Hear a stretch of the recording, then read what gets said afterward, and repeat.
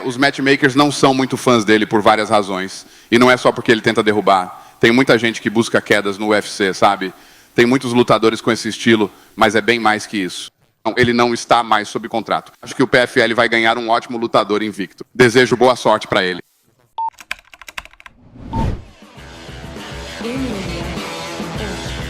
Fala pessoal, tudo bom? Eu vou pedir já direto aqui de cara já pra vocês deixarem o like. Deixa o like no vídeo. Depois do vídeo, se vocês assistirem e não gostarem, volta e bota o joinha pra baixo, diz que não gostou, tá tudo certo. Mas deixa o like agora, porque senão depois vocês esquecem. A gente precisa do like no vídeo pro YouTube recomendar o vídeo pra mais gente, entendeu? Então é por isso que a gente fica pedindo toda hora. Beleza? Valeu. Bora pro vídeo. Esse vídeo que vocês acabaram de ver é o Dana White falando na coletiva de imprensa sobre o Mokaev. O repórter perguntou pra ele da história do Mokaev, porque um pouquinho antes daquilo, o Mokaev tinha ido lá naquela coletiva de imprensa e falado que não tinha renovado o contrato ainda, que os matchmakers não tinham certeza se iam renovar, porque o estilo dele era muito chato, que ele entrava muito em queda. O Dana White não gostou nada. O Mokaev tá fora do UFC. É inacreditável, mas o Mokaev tá fora do UFC. O Dana White falou que se a PFL quiser pode pegar, o cara tá invicto e que boa sorte pra ele.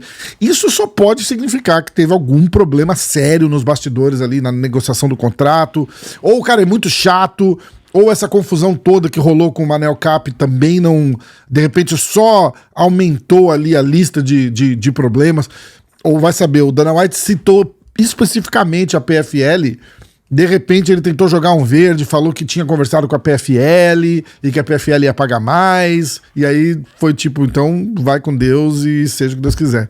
É estranho, né? A gente não vê isso acontecer com frequência, ainda mais um cara no auge. Provavelmente a próxima disputa de cinturão do Pantoja acabou de ser cortado do UFC. Não cortado, né? Mas não teve o seu contrato renovado com o UFC. E depois ainda teve o Dana White falando dos bônus, que ele nunca mais vai aumentar o bônus durante a coletiva de imprensa. Ó, assiste esse vídeo aí. You know, every time you get on a press conference, the fighters manage to get you to up the bonuses. Do you think there's an argument that maybe you should just up them to... I think tonight showed that we should not, no. Upping them doesn't change anything. It doesn't make anybody fight any harder. It doesn't change anything. I'm not doing this again. Ever. Today was the last day that I'm doing that. Yeah. Not saying that in the future the bonuses couldn't get up, but I'm not gonna be at a press conference and say 200, 300, fucking never again. Never again. So you can thank everybody on this card for that. Damn, dude. Yeah. Nobody fought any harder. There was no sense of urgency. Holy shit, I want the 100,000. 3 a.m. 7 straight. Who gives a fuck? It's fucking 7 o'clock in Vegas. So, whatever. Yeah. Never again. Okay. And last 7 straight fucking decisions. Yeah. The 100,000 was a real big fucking woohoo. Let's get it, boys. Fuck that shit. Never again. Dana White visivelmente com cara de pouquíssimos amigos ali, não gostou da performance do card, não gostou do resultado das lutas. Eu achei bom, eu não achei nada demais não, eu achei legal até. A gente fica meio mal acostumado, né, porque tem eventos que são muito bons, o UFC 300, o UFC 303, e aí a gente quer que todo evento seja assim, e não é todo evento que vai ser assim. E o Dana White, o que ele falou tá meio certo pelo jeito, o bônus não tá fazendo diferença ali na hora do cara. Ontem tava valendo 100 pau o bônus. Ele espera que os caras vão pra cima pra tentar ganhar o bônus, mas tem muito mais em risco, né? Tem muito mais em jogo. Tem cartel em jogo, tem contrato em jogo, tem posição no ranking, tem disputa de cinturão. Então é complicado pro cara largar tudo pro alto e correr pro abraço só porque vai ter um bônus de 100 pau. É difícil isso. A imagem que fica é essa aí do Dana White, né? Nada feliz com o desenrolar do card, né? Um card com 14 lutas e 9 decisões. Acho que 7 decisões na sequência ele tava falando. Inclusive a última luta, né? Que apesar de ter sido uma performance sensacional do Belal Muhammad, é um estilo de luta que não agrada a grande maioria do público, né? É aquela história, todo mundo brinca e tal, vou dormir e tal, não sei o que, é o cara mais chato, mas realmente é o cara mais chato, porque o pessoal compara, vamos supor assim, o pessoal compara com o Khabib. O Khabib botava pro chão, mas o Khabib trabalhava, o Khabib procurava a finalização. O Belal Muhammad, ele bota no chão e ele controla o cara no chão, e isso faz o pessoal ficar louco, porque eles querem ver ação, e não tem ação, não tem jeito. E ele vai, eu falei ontem, no vídeo de ontem, esse cara vai ficar ali por muito tempo. Choveu o comentário falando do Rakhmonov. Eu concordo com todos os comentários, é o cara mais perigoso que tem pra lutar, que é bom de grappling, é bom de trocação. Agora, Eu falei ontem na live isso, e isso sem querer me saiu da cabeça, por isso que eu nem mencionei no vídeo de ontem. A gente tem que assistir as lutas do Rakhmonov, porque ele leva muito golpe. O Rakhmonov não é essa fera avassaladora que vocês estão falando aí no comentário. Ele é um cara muito bom, ele é um cara muito duro, mas ele quase perdeu pro Jeff Neal. O Jeff Neal foi uma luta muito mais dura do que a gente esperava. Inclusive, a conversa que eu tive com o Vini na resenha ontem pré-luta foi exatamente isso. A gente vê o Jeff Neal como material de campeão do UFC? Nunca. É um cara duro, do meião ali, beleza. Agora, o Shavkat tinha que ter passado pelo Jeff Neal com uma certa facilidade, muito mais do que ele passou. Mas o Jeff Neal é um cara... Volto a falar. Vocês veem o Jeff Neal como material para ser campeão do UFC? Não. Certo? Isso eu acho que é unanimidade. O Shavkat tem material, tem para ser campeão do UFC.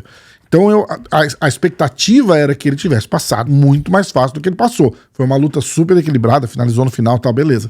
Agora, isso abre portas para um Belal Muhammad. O Belal Muhammad a gente viu ontem. Ele é bom na trocação, ele é bom no chão, ele controla no chão.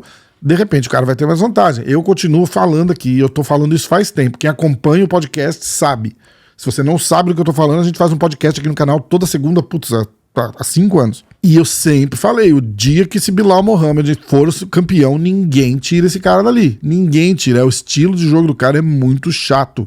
E ele revelou ainda, ele fez o camp pra essa luta com o Khabib. E ele falou que sentou com o Khabib e o Khabib mapeou todo o jogo do Leon Edwards pra fazer acontecer o que a gente viu ontem.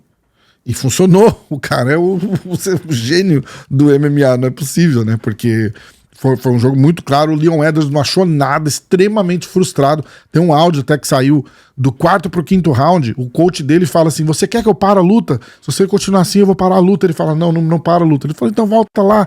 Ele tentando de novo dar aquela motivada. O Leon Edwards parece que é um cara que se frustra muito quando não consegue impor o plano de jogo ali, né? Desenrolar a estratégia que eles tinham bolado. Parece que o cara meio que desencana da luta. Faltando 20 segundos pra luta, ele levanta e tenta fazer um away ali, mas putz, já tava perdida a luta, e bem perdida, não teve jeito. Agora, o que acontece é o seguinte: esperar pra ver como é que fica a situação agora e ver se o Rakhmonov é o próximo a disputar o cinturão, porque senão, ó, apertem os cintos que vai ser uma longa jornada de noites de 5 rounds aí pra gente assistindo as lutas do Belal Muhammad. Vai ser complicado.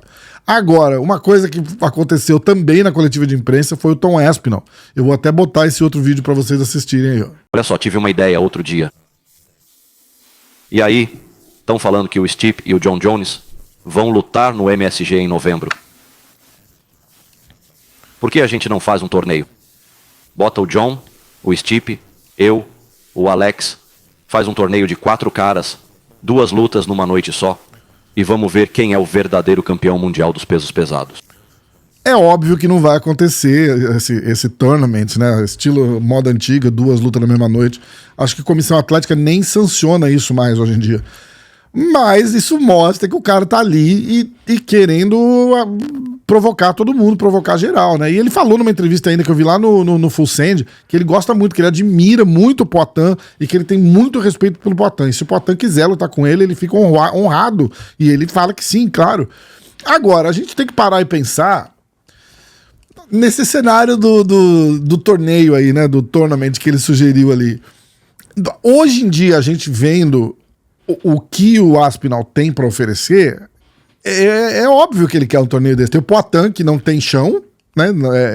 É 90% trocação hoje. Tá melhorando muito, evoluindo muito, mas vamos ser racional aqui, né? Não tem comparativo de jogo de chão. Tem o Stipe, que é praticamente na mesma situação do Poatan. O Stipe até tem uma defesa de queda muito boa, a gente já viu bastante, mas não tá nem na mesma prateleira que o Aspinall. Nem o John Jones, né? E aí tem o John Jones, que, porra, vamos ser honestos, eu acho que dá um lutão, mas eu fiquei muito impressionado com a performance ontem do Aspinall. E apesar de eu falar e cumprir que eu torceria pro John Jones numa luta, de repente eu não sei se o John Jones consegue vencer mais o Aspinall. Eu tô legitimamente impressionado com essa performance do Aspinall de ontem, muito rápido, muito preciso. Ele levou uns golpes, mas o John Jones não é um cara nocauteador, então ele levar uns golpes contra o John Jones, eu não sei se faria diferença. Eu acho que o vigor físico, o fato dele ser um peso pesado natural, e o Jones ter subido e botado uma massa ali, eu acho que ele tem uma rapidez natural que o John Jones não trouxe do meio pesado pro pesado. Então eu acho que isso faz uma diferença ali. Mesmo assim, né, a gente tá falando de um cara que tá ali na última porta da carreira ali, né, pronto para se aposentar, contra um cara que tá no auge. Então, desses 3 que estão na tela aqui, ó, o Aspinall ganha, eu acho que ganha. O que mais daria resistência para ele, eu acho que seria o John Jones, mas mesmo assim eu não vejo o John Jones vencendo. Eu quero saber o que vocês acham. Quem venceria esse tournament aí, se pudesse acontecer isso daí? Eu quero saber o que vocês acharam do UFC ter liberado o Mokaev do contrato. E o que vocês acham que acontece numa luta do Bilal Muhammad contra o Shavkat Rakhmonov? Se o Rakhmonov consegue vencer o Bilal Muhammad e vira o campeão, ou se vocês concordam comigo que eu acho que o Bilal Muhammad vai ser o campeão ali por muito tempo. Beleza? Se inscreve no canal se você gostou do conteúdo. Não esquece de deixar o like. Valeu, até a próxima.